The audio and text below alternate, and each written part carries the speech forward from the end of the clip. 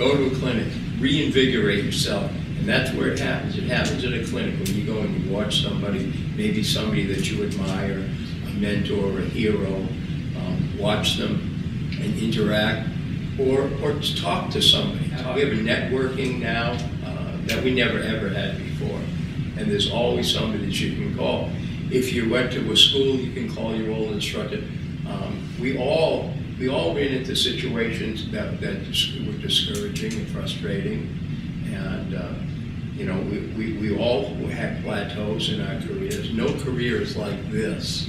You know, we all have plateaus, and I was always able to reinvigorate myself by going to a clinic, by going to a convention. When I leave this place here, I will be reinvigorated, and I can't wait for Monday to get out and get under a horse and put some of the things that we talked about and learned about, put them to use. And I think that's the best way. That's the best advice I can give somebody is to go to a clinic. And like Tom said, there's a clinic every weekend. Every weekend. I sometimes, you know, I work now in Harry's store and I sell horseshoes, and I sometimes become disappointed in some of the young that are already complaining. And I agree with John.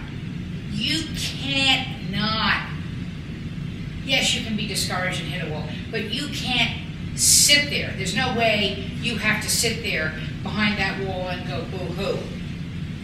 You know, there's other shoers you can go with. There's, you know, like, well, in Southern California, there's hundreds of horseshoers.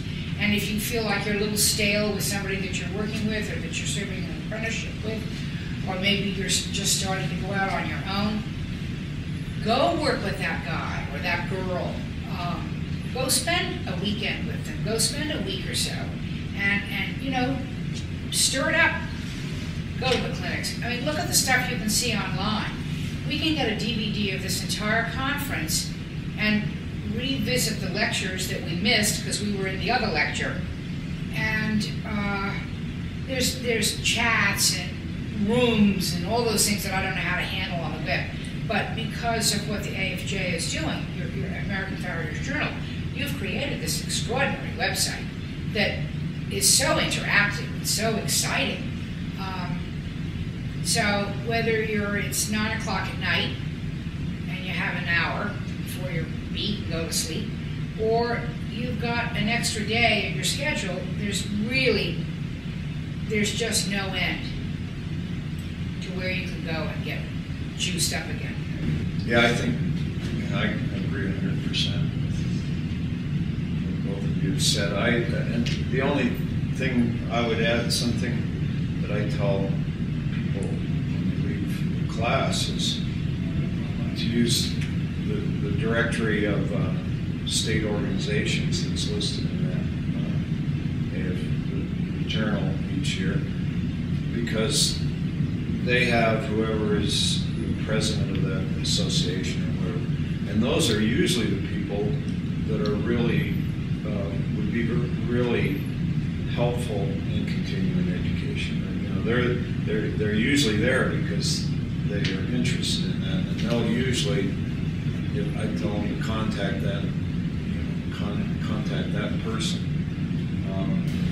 But the other thing I'd encourage people starting off is to go to all different kinds of clinics. You know, I know when I was first doing that,